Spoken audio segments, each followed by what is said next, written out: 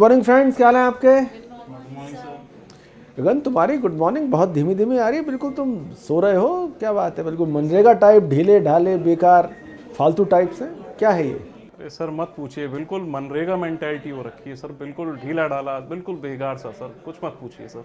Okay, कुछ करने का मूड नहीं है, बैठे से बेकार भली पुरानी कहावत है और नई कहावत हम आज बात करेंगे बैठे से मनरेगा भला। वैसे आज मैं आपको इस क्लास में मनरेगा के बारे में ही बताने वाला हूँ। मनरेगा महात्मा गांधी के नाम पर एक राष्ट्रीय ग्रामीण रोजगार गारंटी योजना और बजट की जिन योजनाओं की सबसे ज़्यादा चर्चा होती है, जिस पे पक्ष विपक्ष के नेता अर्थशास्त्री बहुत बात करते हैं, वो है मनरेगा। और इसमें हमें समझने की बात यह है कि प्रधानमंत्री मोदी ने इस स्कीम के बारे में एक बार कहा था कि मनरेगा बड़ी बेकार की योजना टाइप है और इसमें गड्ढे खोदे जाते हैं और गड्ढे भरे जाते हैं। लेकिन मोदी साहब को प्राइम मिनिस्टर बने हुए बहुत लंबा अरसा बीत गया, ये स्कीम अब भी चल रही है, चलती ही जा रही है और कहावत पुरानी से नई हो गई, बैठे से मनरेगा भला। सर, अगर इस स्कीम में कुछ है ही नहीं तो ये स्कीम चलती क्यों जा रही है? स्कीमों का लॉजिक बहुत अलग होता है ना। स्कीम कोई सिर्फ इसलिए नहीं चलती कि उसके रिजल्ट आने चाहिए, है ना।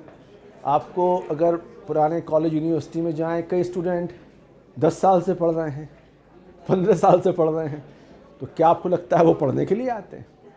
कई सारी स्कीम सिर्फ इसलिए नहीं आती कि उनसे कोई कामयाबी हासिल करनी है, वो चलती रहती है। मैं जब छोटा था तब मैं गरीबी हटाओ स्कीम सुनता था, आज भी सुन रहा हूँ, मेरे किड्स भी सुन रहे हैं और भगवान ने चाहा तो ग्रांड किड्स भी सुनेंगे। मनरेगा का आप स्केल समझिए क्या है। 2022-23 में जिस फाइनेंशियल ईयर में हम हैं, 15 करोड़ एक्टिव वर्कर, इसका आप स्केल समझ रहे हैं क्या है? 7 ऑस्ट्रेलिया जितनी आबादी हमारे यहाँ मनरेगा में काम करती है। कोई सिंगापुर वाला आपको ज़्यादा तड़ी दे तो बोले जितनी तुम्हारी पॉपुलेशन है उसका 30 गुना हमारे यहाँ मनरेगा में काम करते हैं।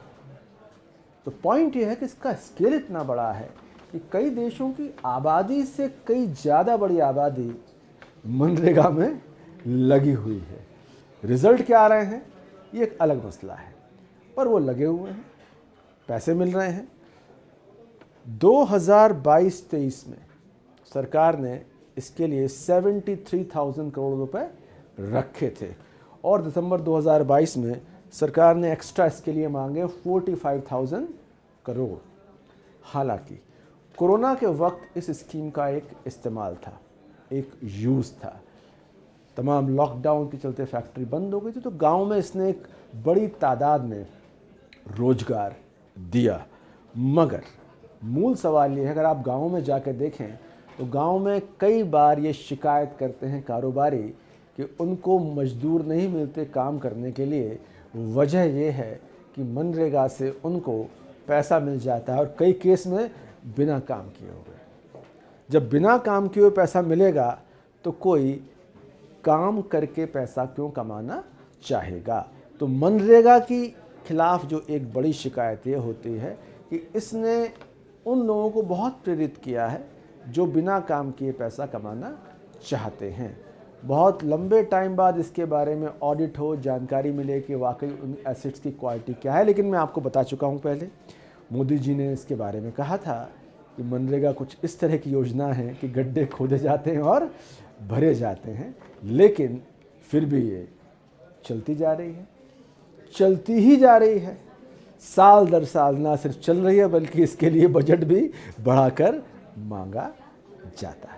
लेकिन सर, हम एकदम विश्व गुरु बनने की तैयारी में हैं, तो ये मनरेगा जैसी स्कीम में काम कौन मांगता है? बहुत सही सवाल है। मुझे सवाल का जवाब अर्थशास्त्र नहीं बल्कि दर्शन शास्त्र देना पड़ेगा, फिलॉसफी मुझे घुसना पड़ेगा।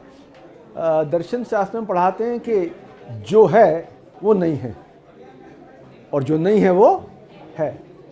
बड़ा मुश्किल सा ये है, क्या मतलब? आप कहेंगे सर दिन दहाड़े क्या आप क्लास में लगा के आ गए, कैसी कैसी बातें कर रहे हैं, जो है वो नहीं है। दरअसल भारत के बारे में आप जो कहेंगे वो भी सच है, और जो आपने कहा ठीक उसका उल्टा भी सच है। भारत एक बहुत अमीर देश है क्योंकि इसमें इतनी मर्सिडीज, इतनी फॉर्च्यूनर, इतनी लग्जरी हवाई यात्राओं की डिमांड है। और भारत एक गरीब देश है, ये बात इससे साबित होती है कि 81 करोड़ लोगों के खाने पीने का, अनाज का इंतजाम सरकार को करना पड़ता है। वो भी सच है, ये भी सच है, सब सच है। एक्स भी सच, एंटी एक्स भी सच। भारत दरअसल अर्थशास्त्र का विद्यार्थी होने के नाते समझें 3 भारत एग्जिस्ट करते हैं। 140 करोड़ में से 5 करोड़ जो लोग हैं वो भारत का अमेरिका है। दिल्ली का ग्रेटर कैलाश, मुंबई का नरीमन पॉइंट, दिल्ली का सिविल लाइंस, ये भारत का अमेरिका है। यहाँ के एसेट्स, यहाँ के एस्पिरेशंस, यहाँ की इनकम, यहाँ के सपने, यहाँ की इच्छाएं, भारत का अमेरिका 5 करोड़ करीब। और करीब 40-45 करोड़ का जो भारत है वो भारत का मलेशिया है, मिडिल क्लास। करीब 80 से 85 करोड़ भारत का युगांडा है, जिसको किसी स्कीम से मुफ्त का अनाज चाहिए, किसी से रोजगार चाहिए। और ये तीनों भारत अपने आप में इतने बड़े हैं कि हर भारत का अपना महत्व है। भारत का अमेरिका इतना बड़ा है कि 10 न्यूजीलैंड बन सकते हैं, 5 करोड़। भारत का अमेरिका इतना बड़ा है कि 2 ऑस्ट्रेलिया बन सकते हैं। लेकिन इसके बावजूद भारत का युगांडा अपनी जगह खड़ा हुआ है। मनरेगा जैसी योजनाओं का बहुत महत्व उन लोगों के लिए है जिनके लिए अस्तित्व का संकट भी एक ठोस संकट है, जो भारत का युगांडा है, और उसकी तादाद बहुत बड़ी है। तो साहब, जो भारत का हिसाब किताब आप देखते हैं ना, इसमें कई तरह के भारत एग्जिस्ट कर रहे हैं, और 80 करोड़ से ज़्यादा का जो भारत है वो भारत का युगांडा है। और उसके सामने खाने पीने की समस्या है। अब इसको ऐसे एंगल से देखें कि पैसे के लिहाज से अमेरिका इंडिया का बहुत इंपॉर्टेंट है, और वोट के लिहाज से युगांडा बहुत इंपॉर्टेंट है। इसलिए वो सारी योजनाएं जिनका ताल्लुक भारत के युगांडा से है, उसमें कई बार तर्क समझ में आए या ना आए, वो चलती रहेंगी। तो मनरेगा की स्कीम कुछ इस तरह की स्कीम है कि इसके व्यर्थता पे, कितनी बेकार है, रिजल्ट आ रहे हैं नहीं आ रहे हैं, तमाम बात होती रहें, लेकिन इसके ख़त्म होने की संभावना नहीं है। आने वाले बजट में भी हम देखेंगे कि इसमें एलोकेशन अगर ठीक ठाक हुआ तो ठीक, वरना सरकार की खाक खींची जाएगी कि साहब आपने गरीबों के लिए, मजदूरों के लिए ये एलोकेशन कम कर दिया। इसलिए सरकार चिंतित इस बात पर रहती है कि मनरेगा को लेकर अगर चिंता, चर्चा, डिबेट हो तो ये ना हो कि सरकार ने इसका बजट ड्रास्टिकली कम कर दिया है। क्योंकि जैसा मैंने आपको बताया कि 15 करोड़ एक्टिव वर्कर्स जुड़ते हैं इससे, बहुत बड़ी आबादी जुड़ती है इससे।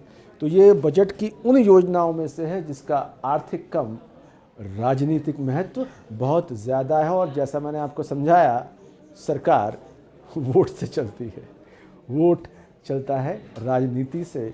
और बावजूद इसके कि सरकार के मुखिया एक बार जो मान चुके हों कि गड्ढे खोदने की और भरने की एक्सरसाइज है, ये स्कीम तमाम गड्ढों को पार करती हुई चलती चली जाएगी, चलती चली जाएगी, चलती चली जाएगी।